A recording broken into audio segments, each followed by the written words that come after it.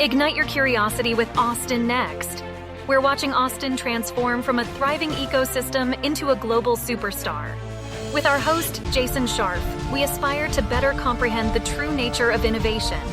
Together, we will uncover what makes a successful ecosystem and navigate the technologies shaping our future. Now let's dive into what's next.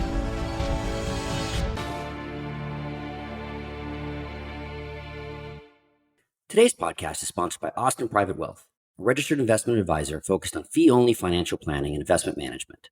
Their mission is to serve affluent clients with personalized financial advice, fostering a trusted relationship that will endure for generations to come. Austin Private Wealth is not just about managing wealth. They're about inspiring you to embrace a future filled with possibilities and helping you architect enduring legacies. Their core values of integrity, service, caring, excellence, and growth are at the heart of everything they do. Connect with them today at austinprivatewealth.com. Austin Private Wealth is a registered investment advisor. Advisory services are only offered to clients or prospective clients where Austin Private Wealth and its representatives are properly licensed or exempt from licensure. No advice may be rendered by Austin Private Wealth unless a client service agreement is in place. Investing involves risk and possible loss of principal capital. Please seek advice from a licensed professional. When things get tiny, they get weird. And that's even more true at the quantum level. But that's entirely what we're counting on when we're talking about quantum computing. The unique properties available at this scale open up all new possibilities in communication, large-scale modeling and prediction, encryption, and more. To better understand this space and its potential, we spoke with William Hurley, better known as Hurley. Hurley is the founder and CEO of StrangeWorks, a quantum computing startup that makes this power easily accessible and available to all. He is an Eisenhower Fellow, innovator in residence for the Legatum Center for Development and Entrepreneurship at the Sloan School of Management at MIT, a senior member of the Institute of Electrical and Electronic Engineers, and the chairman of the Quantum Computing Standards Work Group at IEEE, the first ambassador to CERN Society, and a regular contributor to TechCrunch on the topic of quantum computing. He's also the co-author of Quantum Computing for Babies. Prior to starting StrangeWorks, he was a managing director at Goldman Sachs. He came to Goldman Sachs via the acquisition of his startup Honest Dollar. And prior to Honest Dollar, he founded Chaotic Moon Studios, which was later acquired by Accenture. Hurley, welcome to Austin Next. Thank you for having me. Okay, I've got to ask. I do have a copy of your book, Quantum for Babies. My grandson now has it. He's 3. Okay. Perfect for him. But what is quantum computing? That is a great question. What is the nature of the universe? What is truth? Yes. But the reality is that there's a bunch of different ways to look at it. So I'm going to give you 3, as succinct as I can, ways that I like to look at it. One, the simplest and shortest way is we're exiting what we in the quantum world called the classical computing kind of dominance era, right? So step away from von Neumann architectures, using new crazy alien-like technologies. It's awesome. So it's the next compute kind of thing. Second, we split the atom and we created a weapon of horrible mass destruction, incredibly powerful. And then we split the atom and we made nuclear power plants, right? We used atomic energy rather to use nuclear power plants. And, that's kind of cool, double-edged sword. Now we're effectively doing that, not splitting an atom, but like at MIT, they take a salt atom, blow it up, pull an electron off, and they freeze it down almost absolute zero, and they start computing on it. So we're starting to do that for computing. And I think quantum computing will have as much of an effect on that. If you look at the effects of it on the world in healthcare, in pharmaceuticals, in material sciences, automation, industrial stuff, AI, it will touch all of these things. The last way that I like to think about it, and I think it is the absolute thing that I'm probably known for, and so everybody listening who's listened to other interviews has heard this a million times, is 2023 is 1963. And in 1963, you had the benefit of in 1958, 59, Jack Kilby inventing a thing called the integrated circuit. Before that, you brought circuits one at a time. And that kind of started the launch to the equipment we're recording on today and the iPhones that we've silenced for the recording and all of these great things we have, up to the greatest supercomputer in the world. And so by 63, that had been integrated enough that's kind of, you saw this path going forward, right? And for me, I think 2023 is 1963. I think the last 5 years, I've seen similar developments to what you would have seen had you been alive and working back in that era. And I've seen the increase in funding. I've seen the increase in talent, the increase in university education programs. When we started this company, IBM had 17 qubits. Last year, they hit 433. This year, they'll hit somewhere between 11 and 1,200. Okay? That's in 5 years. There were 4 university programs for masters in quantum information science. There's now over 50. There were 3 primary technologies in quantum. There's now 9. There were 15 startups, maybe, that mattered. There's 250 plus that have, people and funding of some nature. That, is it any less fair to call a 2-person startup with $1 million in funding a startup more than we are or whatever? It's like, I don't think it is, right? That's what we all are. We're startups. And you saw funding just go unbelievably huge. There was $20 billion invested in quantum in its history when I stepped on stage at South by. And right now, 5 years later, there's been an additional $10 billion invested. And now you have things like the Endless Frontiers Act and all of these other things. And you're talking about tens of billions, hundreds of billions of dollars that will start flowing globally into this area. So, what is quantum computing? Quantum computing is the future of, humanity. It is the computational ability that we need to build other forms of computing, because it won't just be about quantum computing or classical. They'll work together. They're not going to replace each other. They'll be amorphic, neuromorphic, DNA-based things, all these new things. This is the moment in time, the point in history where we step over that chasm to what is going to be the next generation of computers. Okay, so I want to follow up with that, because when I was a kid, I'm going to talk about. And that's what it is, because you didn't ask how it worked. That's why I didn't get into it. So, I'm very specific on your questions. I could not tell you how it worked. The toys I worked with when I was, in 1968, my toy was an IBM 360-163 that ran UCLA Medical Center. And we had the ability to go and run whatever we wanted to on it. And, you look at these last 50 some odd years and you see it going from this thing that took the size of probably this building that we're sitting in right now. Yeah. Well, and a support staff. and a support staff that would take another building to, Moore's Law and, reducing down to something now the size of your iPhone with much more power. How fast will quantum mature? You talked about how much has happened in 5 years with regard to the amount of money, the amount of companies, the amount of PhD and master's programs. How fast can we expect this to mature? The $1 million question. Okay. And I can tell you the answer I tell customers all over the world, that I tell students when I was in Vegas, the IEEE Rising Stars thing a couple of weeks ago, which is we don't know. And that's why you need to be doing it today. Because think about what I said a few moments ago about IBM starting at 17, 8430 in 5 years. Now go back to 1963 and go, where did we get in 5 years? As technology has progressed, we have the advantage of all the technology created as an outcome of that event, right? Which lets us go faster. And we're building machines that are quantum mechanical in nature, that are built using nature. So doing things like digital twins of nature and all are much faster. So this is going to unlock everything. And we're waiting on a few things. People will tell you we're waiting on quantum advantage. The point at where a quantum computer can demonstrably do something that a classical computer absolutely cannot. I think there's a couple of examples of the beginnings of that have already popped up. About December of not last year, but the year before, John Preskel's team published a paper on, they did 1,300 experiments using 40 superconducting qubits and proved that they could have an advantage against classical computers in machine learning. Okay, so there's little things like that. But what everybody wants, and this is my complaint about quantum, and this year you will hear me complain about this a lot, users are acting like investors. What does an investor want? Let's be honest.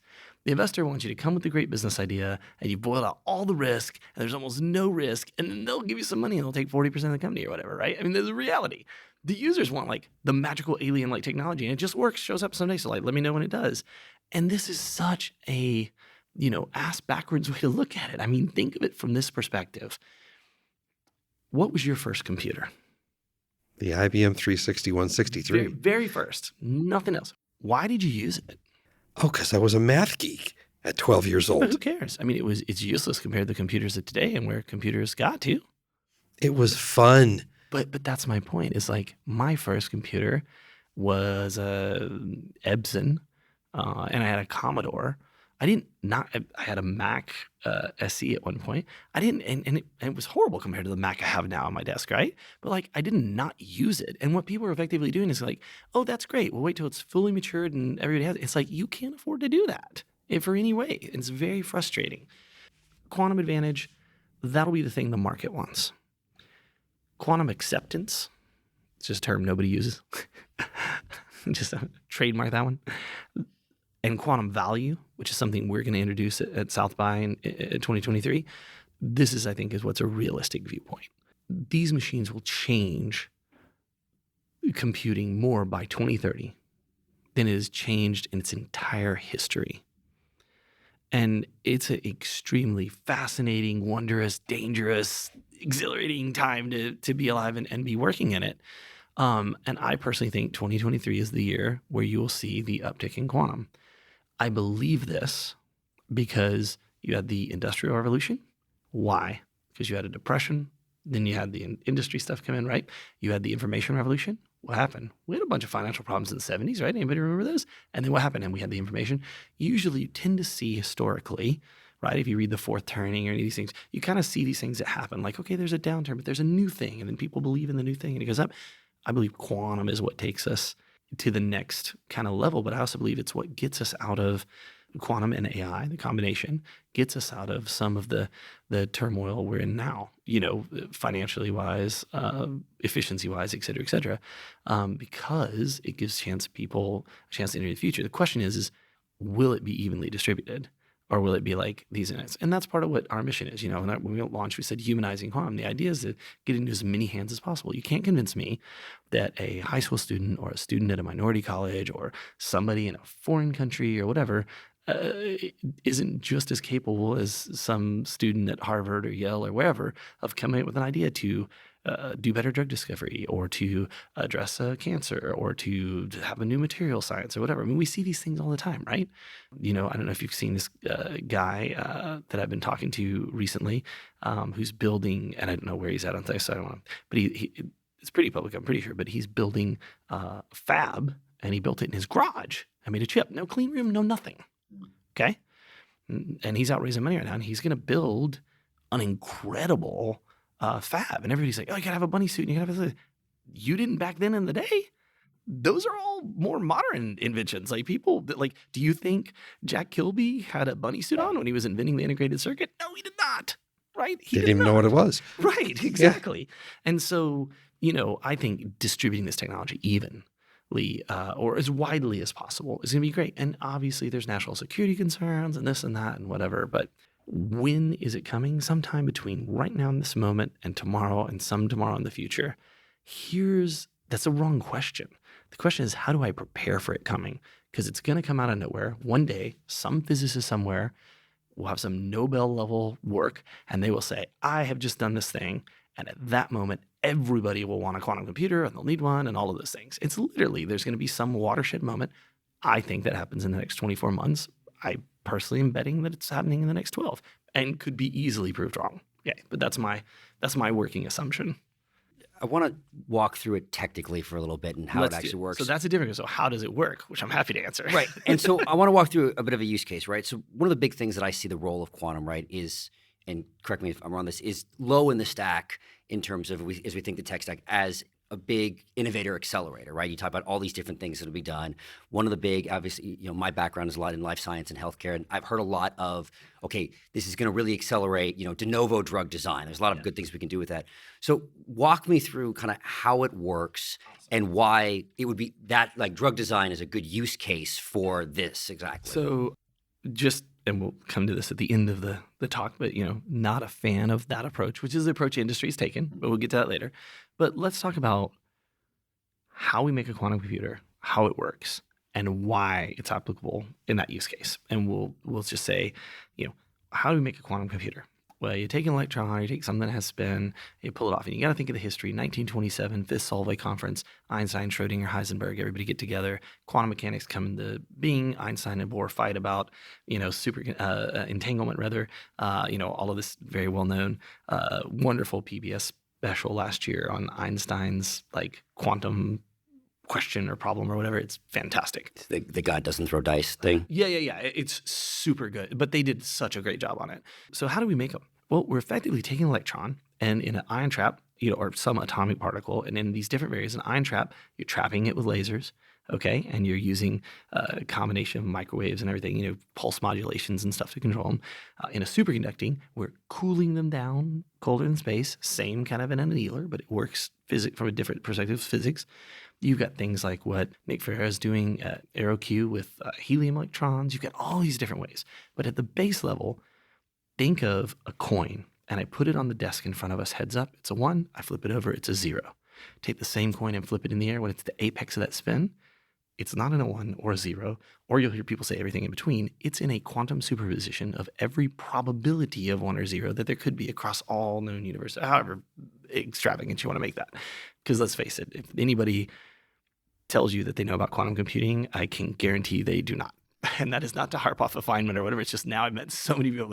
There is so much confusing stuff. We had a 2-hour call with 16 physicists this morning, and I don't think anybody agreed on anything.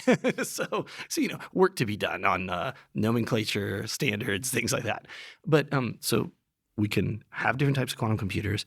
We build them by effectively manipulating these atomic particles, which you can think of like a soccer ball. And if it's pointed straight up, it's a 1. It's pointed straight down, it's a 0. We can rotate that on the X, Y, and Z axis or an H axis, okay, which is a combination of X, Y, or Y, Z, or whatever. So that's, we build them out of atomic particles by cooling them or traveling with lasers or whatever. It works by manipulating it around. We basically build circuit gates, okay, which right now look like sheets of music that show how we reduce it all down to a 1 or a 0. Because when I talked about that coin flipping in the air, we don't know what that probability is going to be, what outcome is going to happen until we stop it like a coin toss and measure it. And when we collapse that state, we know it's a heads or tails, right? So that's super high level. Well, I'm going to pause for a minute. You have the superposition, you collapse it down. Why is this any different than the classic? I'm missing the moment of where the power of the quantum comes into this, right? Great question. So I was going to add that on at the tail end. Okay. I'm going to move it to the front. Great question. So we have 4 bits. We have 16 outcomes. And we can be in any one of those outcomes at any moment in time.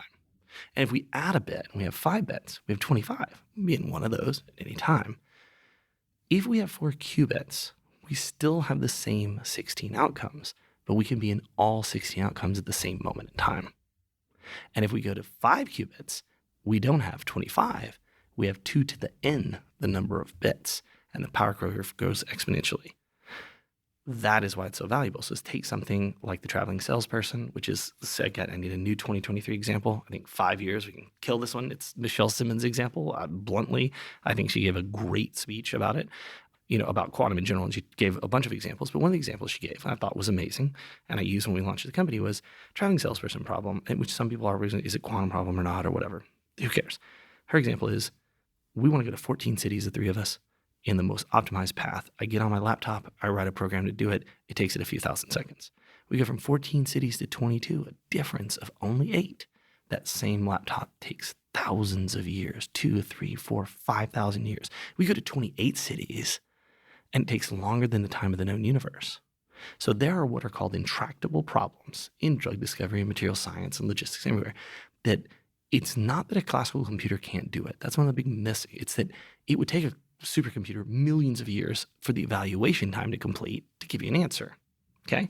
So that's that ability to be in all those positions at the same time, the ability to add a qubit and the just power curve. These are basic principles of why it's done. Things like entanglement, teleportation, and superposition, which are kind of the three physics tenets, if you will, of quantum computing.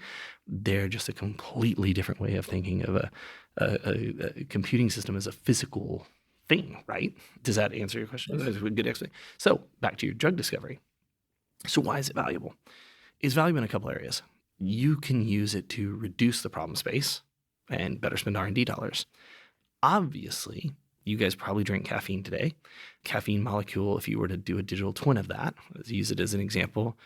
A friend of mine, Bob Suter, had an awesome talk I saw once. He was like, look, it would take as much memory as the size of the planet to digital twin that. But a quantum computer could do it in 160 qubits. And the reason he said that was because a qubit is using quantum mechanics. And Jerry Chow at IBM says, and Jay Gambetta, two awesome dudes, say a lot of similar things. We're using quantum mechanics to duplicate quantum mechanics, so you could do it in 160 qubits. So IBM already is a 433 qubit machine. So think of the drug discovery, molecular science where peptide designs, looking for molecular bonds, all this that you could do if you could actually digitally twin them for testing or simulating the real world using essentially the real world. Just as one example. Right. Which to me, I use that. There's a lot of ways I think these machines are great, but I use that because that is you can tell like what's going to happen. You're going to use that work and then you take it in a wet lab at your pharma company, right? You're talking about your background. So it's like, that's a huge potential boon for pharma R&D.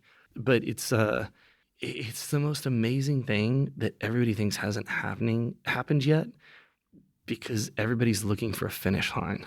And one, it's a marathon, not a sprint. Sure. This is 20, 30 years, 50 years. We'll see quantum technologies go into networking and communications, and there'll be quantum internet and all of these things. But the computing part isn't 50 years away. It's not 20 years away. It's not 10 years away. We have customers here at StrangeWorks that pay us that do really good work where they are seeing, benefit, again, what we call quantum value. I don't want to say advantage or mix up any terms. And they're doing that today. They're doing that in drug discovery. They're doing that with molecular science and material design. They're doing that in finance. They're doing that in energy.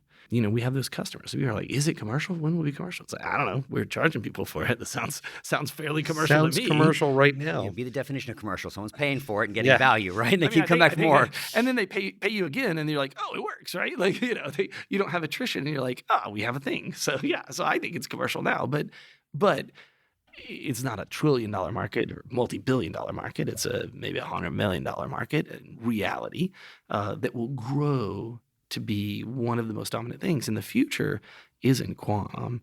I always start my presentations with quantum computing, not artificial intelligence, is the space race of our generation. Because if you believe in artificial intelligence, and I love AI, everybody has this idea that I'm some sort of AI hater. I'm not an AI hater. We don't have AI. Okay, what OpenAI is doing, Stable Diffusion, some of these, we're starting to get there. Really cool work. I'm a super big fan of a lot of those companies. But until then, what have we've done really great automation, right? There's no intelligence to it, right? There's like these repeated patterns and stuff, and that's why I'm critical. And Doug Linnett, who's been a friend and mentor for a while now, started Psych in 1984 to build an inference engine because he said an AI was impossible.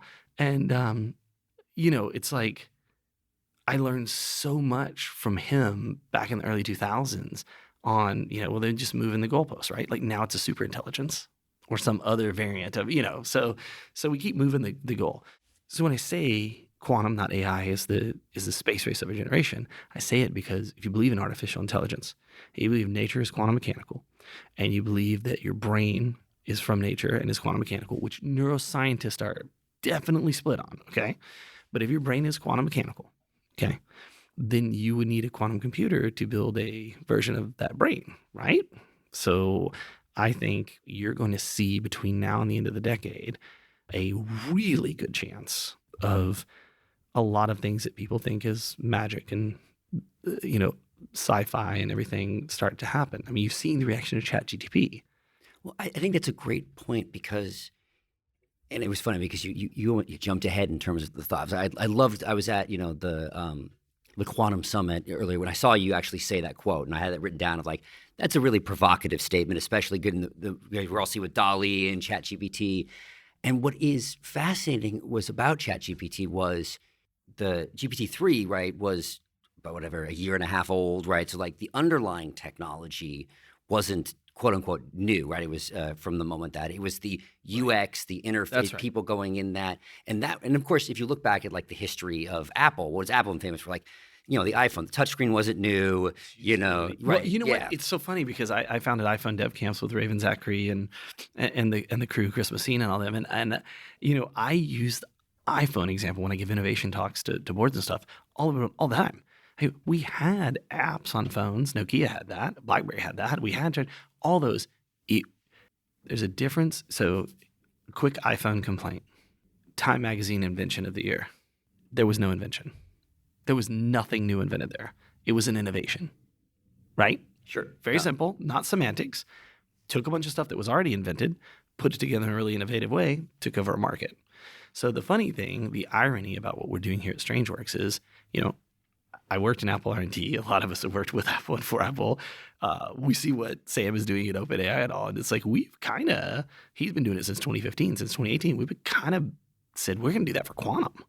We're going to build whatever abstraction layers are needed. We're going to build whatever software is needed, whatever things to lower the barriers to entry. We're going to try to help lower the cost and the barriers to entry, because where I think quantum really takes off in like a crazy way are three distinct points. First, a demonstration of advantage will drive enough interest that people will finally get off their ass and start using it, right? Second, I think that happens in the next 24 months. I'm very positive on the next 12. Second, and this is really important, is the abstraction layers, the interface, the things that we're really focused on here being delivered so people don't need to know physics to debug an app they're running, and a step up from that to where people don't need to know a whole lot to run an app against their data, right? So that's a second one. I think that'll be another big inflection point. The third one will be at the point where a quantum computing platform, probably a software platform, I don't say that because we're software and we don't do hardware, is integrated with something like what OpenAI is doing with access to multiple different modalities of quantum computers. When that happens, okay, then you will see it'll be like the early days of the internet, except take the first, I don't know when the internet hit you guys. For me, it was at Apple in 93. And I was working with Mike Irwin and Sebastian Hassinger and Preston Gregg and everybody on info.apple.com, which got millions of visits every 24 hours back then, which is like insane. And a lot of people don't know Apple had owned the 17net, right? So they owned 17 everything. So they were like the first people. Mike was like the first person to invent subleasing domains, all these other things. Really, really innovative times. And I think about that. I think about from 93 to I downloaded the Arc browser this week. You guys seen that? It's amazing. Everyone go download it. I don't know them. I think they have a cool name, the Browser Company of New York. I'm like, it's kind of like a 1920s tech company. I don't know. I think it's cool. But they made this really, it's everything I've wanted from the internet. And that's kind of their pitch. They're like, like web pages are great, but how do you organize it? How do you really use stuff? A usability thing. Right. What were browsers? Usability thing, right? Usability is the key to quantum.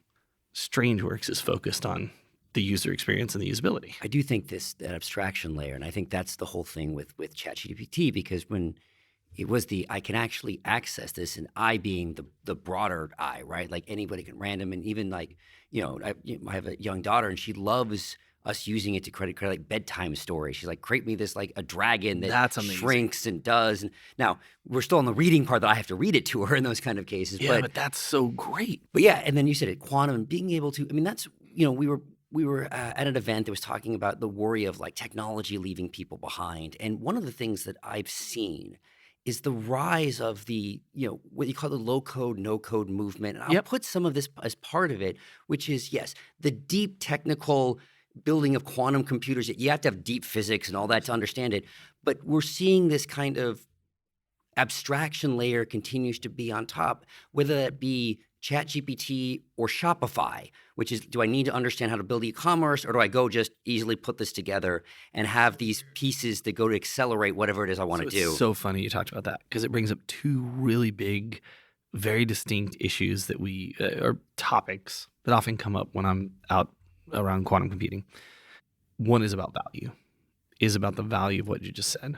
Because if you're a physicist, you understand it and you don't understand what value that has. Okay. and that made our entry into quantum a little bit, turbulent. There's people like, who are these software guys? What do you know? It's like, well, I learned how to spell physics in the first 6 months of the company. And then, I wrote Quantum Computing for Babies. You guys have a copy, right? I love that. We weren't as well received as we would have liked to have been. A bunch of nice people, just different worlds. It's just a cultural thing, right? There's nothing wrong. Like, I'm not saying physicists are assholes. I'm just saying, like, we literally could have just, as an equivalent, dropped ourselves in the middle of Afghanistan or somewhere and been like, hey, so we'd like to start a business. And the same way they'd have been like, we don't understand a word coming out of your mouth, would be how the businesses are like, where'd you come from? So that's one, which is this disconnect that they don't understand. And the thing is that when you look at that, you think, what is so wonderful about ChatGTP? And I do think it's wonderful. It is because quantum computing, things that StrangeWorks is doing, things that OpenAI is doing, things that, Microsoft is doing with OpenAI, and they're a partner of ours too, and other companies, IBM, we have 50 partners in the quantum space. What's really happening is we're approaching an inevitable point of technology, and that inevitable point of technology is where we create the last thing we'll ever create, and that is a quantum superintelligence, right? Because then it will create everything for us. It's kind of like that Matrix, right? Mr. Sis says, as soon as we started thinking for you, it became our society, right? And all those worries and all those things. I have a wonderful friend who's a director, very accomplished. And, we were in Bend for our team offsite week before last. And I was like, oh, have you seen DALL-E? Or hey, like visceral reaction. A week later, a week and a half later, whatever, I talked to her earlier this week, said, my boss is all about this. I want to start looking at this. I think I get it. And so what is the inevitable thing that's leading to? It's an imagination economy. It's an economy completely of creators who don't need it. And if you think that's weird or it won't work or that's not going to happen or we won't have 100% unemployment by 2060, which I totally believe we will, maybe 2050, then you haven't been paying attention. Like, what the hell do you think Google does? People are like, oh, they're using ChatGPT to write papers. So no students ever Googled papers and cut and pasted. Come on, what are you talking about? Like, it's such a ridiculous argument. But we're getting into a where you've got these different dystopian and non-dystopian futures in sci-fi. Gene Roddenberry, I'm certainly not a Trekkie, although I did see a friend of mine took my wife and I see William Shatner last week when I was here. It was off. Unhinged. It was incredible. They were embarrassed. I had one of the best nights of my life. I was like, what is going to come out of his mouth next? He's like 91, could not give less fucks. He just doesn't care. He talked about going to space with Bezos and a teenager and the darkness of space and a teenager throwing candy at Jeff Bezos' butthole. He's like, that's what I saw. And then I looked, and this is humanity. I look out the window, and it was, and you know how dramatic he is. It was death. As far as space is death. And it was so weird, not just what he's saying, but that you don't think of him as William Shatner. You think of him as Captain Kirk. He's like, space is deadly, stay away from it, or whatever. You're like, this is so weird. But that small digression aside, he talked about this. Everybody's talking about it. This is inevitable. Like, what do people do in Star Trek? They go explore the galaxy. They learn how to play violin. They better themselves. They create, they invent things. What do they do it with? They do it with a fabrication machine that they talk to. They do it with, science that's common knowledge, right? Think about what my 7-year-old knows about iPads, the internet, and computers and stuff. Send him back 100 years. He's president of America. You know what I'm saying? Like, so we got to look at this and say, this transition has been happening since Jack Kilby invented the integrated circuit. We just haven't been paying attention. So now we're like, what? Computers are going to take my job? 1980s. Bank tellers protesting in the streets against ATMs. It's going to put every bank teller out of a job. You been to a bank lately? You talked to a teller? It didn't put them out of a job. It refocused what they're on. Now they're about customer service and loan origination and things like that, right? So I think that we're going to have an opportunity to have the greatest society any of us could have ever imagined, regardless of our political, religious, other beliefs, or whatever. And I think that happens at the point where it's like, we're kind of done with a whole bunch of this stuff. What do we do now? We got to start looking inside instead of outside. And I think that's something that will happen. I think that an economy driven by imagination and creativity is coming.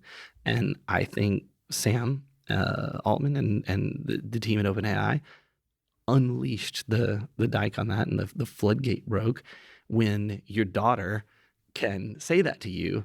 And my son, who's 7, is, been obviously in first grade, learning to read and write and all, is starting to ask me if he can borrow my phone to type stuff in it. And he has crazy ideas and incredible imaginations. So if you put that all in perspective, people say children are our future. Children could be creating the next great inventions or companies or policies or whatever randomly, as far as you see it, but actually very deterministically because of tools like this. Like, your daughter could publish a kid's book because you're going to read her one every night. Like, to her, think about that. Do you think she'd just say, oh, we'll just make a book? Like, well, I can't draw. Well, we'll use the other thing. Which we have. Right? Right. Exactly. And by the way, how much joy and enjoyment have you gotten out of it? You know? Yeah. And you know what it's never going to replace? It's never going to replace human conversation like this podcast we're doing now. I mean, not for an extremely long time. And even when it's a different brain. There's things it doesn't have. I recommend everybody read Superintelligence, which is an older book, is one of the best books in my opinion on this topic. It's so hard to read or listen to. Because that's a 10 to the 8th of a 12th to the negative 4th of the possibility. And you're just like, okay, whatever. I'm listening to an audiobook. That was a mistake. Because I'm trying to imagine my head while I'm driving down the road, getting wrecked. But, there's a lot of questions we have to answer about agents and emissaries and how do these things work, and what about checks and balances, and would a superintelligence be smart enough to contact one of you and say, we don't really like Hurley as CEO, but here's what we can do, right? Is there conspiracy? Is there collusion or coercion? Or, there's all of these things, and people want to worry about all these things. And here's the thing. People also worried about cars. Remember when people wouldn't buy cars? Because their horse was awesome. And why would we ever stop using horses? What about planes? What about, you could name 100 that we've lived through this so much. It's ridiculous for us to be acting the way we're acting right now and not embracing it and saying, schools, oh, we're banning it. So that people, how are you banning it? It's on their phone. What are you banning? Like it's such a ridiculous thing, And also you got the other people who are flaming the flag. They're like, oh, look, I wrote this book and did the art. And, and you got the other people who are like, hey, it took a test at Wharton and it passed it. And it's like, of course it did. It works differently than you do. It's going to do that every time. And by the way, it's here, and plenty of people have these different realms of technology, and they're going to continue to do really, really cool stuff with it, whether you like it or not. You're not going to stop it, right? We don't take that genie and put it back in the bottle. That ship sailed in the 80s, probably, the ATM controversy, if not before, right? So anyway, there's a lot of rambling, but the point is people listening should do everything they can to play with ChatGPT and DALL-E and go play with the StrangeWorks platform, play with any quantum thing, play with any AI thing, do whatever you can to realize that, everybody always wants to go, what's the next big thing where I get a job or do this? And the next big thing may be not having the job. Well, we keep wondering where all these people disappeared to in the workforce after the pandemic. OnlyFans. They disappeared to OnlyFans. Hadn't thought of that, but okay. You want to know why there's no waitresses? OnlyFans. No waiters, OnlyFans. Okay. I did a study on this for a presentation. You'd be shocked. Restaurants were like, we're not raising the minimum wage, or we're not there. And people were like, I can sell a picture of my toe and make $5,000 tonight. So sorry, those toe pictures are flying across the internet. And there went our family-friendly podcast. Oh, you didn't mention that. No, the kids are on OnlyFans. In fact, I'm going to preview this. StrangeWorks has been secretly working on an OnlyFans project, which I hope to also announce at South by. No. Now you got to tell us some more. I'm not going to say a word. All right. I'm going to hold you to it. That's a huge tease, but trust me. And I just sat with my co-founder, our lawyer, the other day. So check it out. This is our OnlyFans page. And he went, I'm sorry, what? He did what you did. He goes, there goes the company. No. I understand. Okay. There's certain things we get, and there's certain things that South by gets. Yes. That's all right. We'll be there. We'll run into you. We'll find you. We'll do a follow-up. There you go. I'll Absolutely. interview you guys about what do you think about our OnlyFans page. Okay. I think it's the first time we've been speechless on the podcast. I don't know where to go with this. Let me ask you a question. Sure. We're going to get away from OnlyFans and from quantum for a minute, and we're going to talk about Austin. Okay? Absolutely. This is not your first rodeo. You've been Nope. successful with several companies before. You've done really well. Austin has continued to evolve and gone through many phases. We see recently it's turning towards what I'll call deep tech for a minute, whether it's quantum, whether it's AI, whatever. Where are we in terms of that pivot? And what does that mean, at least to you, for Austin? So that pivot is happening worldwide, just to be clear. And I do a whole presentation on this, and I'm so happy it's happening because for the last 20 years, we've had this proliferation of venture investors who aren't venture investors. They're growth investors or whatever, not investors or whatever. Everybody's got money that they can invest in you, which is weird because I was under the impression the economy is crashing in front of my eyes, but whatever.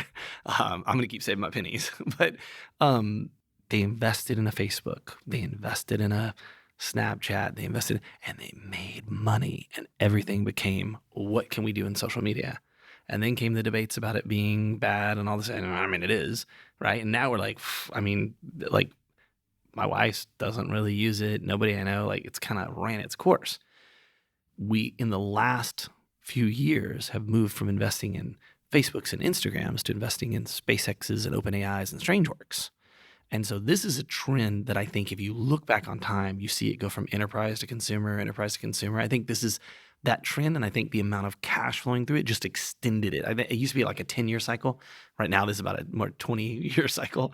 I think it just the money coming to it just extended it artificially, kind of like the Fed buying treasuries or equities. And so you come into it and you say, is that change happening? Yes. Is the greatest change I could have ever hoped for. I feel like now my tech career begins. What does that mean for Austin? It's great for Austin, because our startup scene has kind of sucked in a lot of ways, and I'll explain why. You guys know, if we're honest with ourselves and objective, you guys have been pitched 100 times on people who are doing, doing this for the thing that looks just like the other company that you saw that raised $1 billion or whatever, right? We're fast followers is what we've been for a long time. Not in every area, not in everything. I'm saying if you went outside of Austin, you ask other people, this is what they would say.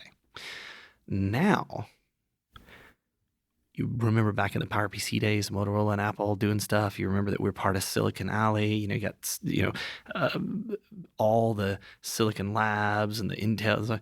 Now, the part of our community, and we've been system management focused and telecom focused, all that.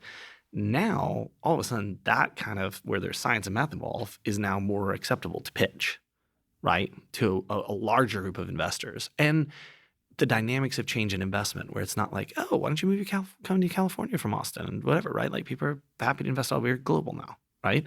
So all of that combining, what it means for Austin is danger, because in the last year there've been a ton of people who've moved here from all over the world and from other parts of Texas.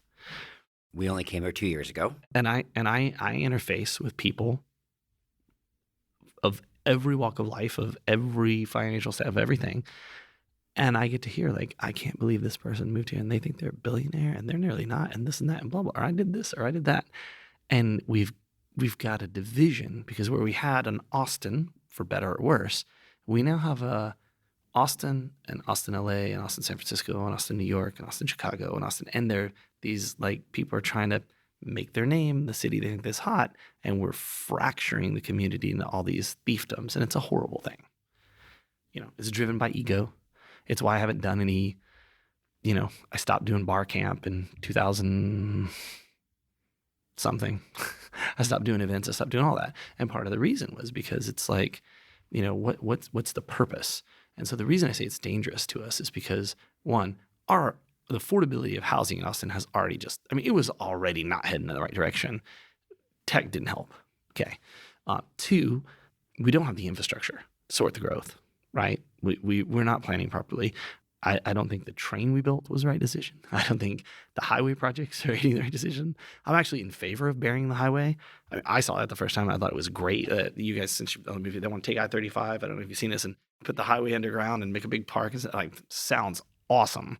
So it's dangerous because you have new people, you have a shift, you have people who've been here, I've been here for 30 years. I am the tech scene. You have people coming in going like, I did all these big things. I am the new tech scene, right? There's a lot of disturbance in the force. Benefits to Austin because it's also super beneficial. We get people who are like, that's not a business, which is great. We could use a little of that stern direct feedback on a number of things. We get the benefit of new money moving in. Jim Breyer, a wonderful guy, moved here, right? Joe Lonsdale moved here. Tons of people moved here. I mean, yeah, Elon's here and Samsung's building a chip and all this other stuff. Irrelevant. What's relevant is that entrepreneurs in a very early stage have people with a lot of experience who are pretty friendly and available to help guide or start or invest in a business. And I think that changes the financial outcome. So, I mean, it's the place to be for sure, but we could screw it up pretty bad, pretty fast if we don't, if we're too competitive and not collaborative enough. And I mean, we talk to literally every one of our competitors once a month. I was with 2 of them in Miami last week. I was within 6 or 7 of them a week before that, 2 weeks before that in Las Vegas. We need for Austin to survive. It needs to be community focused, collaboratively driven, with a cause, with a purpose, and that would be to build an ecosystem that supports an entrepreneur, whether they're me and I've already had all the success, or you, or some kid at UT or ACC or whatever that has an idea, so that everybody can get a chance. I used to mentor people. At December last year, I stopped that because I couldn't, but I hope that's where we get. We always ask our question the same as what's next, Austin? I don't know if we could put it any more eloquently than you just did. Hurley, this has been an amazing time. I'm sure we could have spent another 2 hours talking about this. It was a whole lot of fun, but thank you so much for being on the Austin Next podcast. Hey, thanks for having me, and I'll be looking for you guys in the audience at South by. Absolutely. We will be there. Thanks so much. So what's next, Austin? We're glad you've joined us on this journey. Please subscribe at your favorite podcast catcher, leave us a review, and let your colleagues know about us. This will help us grow the podcast and continue bringing you unique interviews and insights. Thanks again for listening, and see you soon.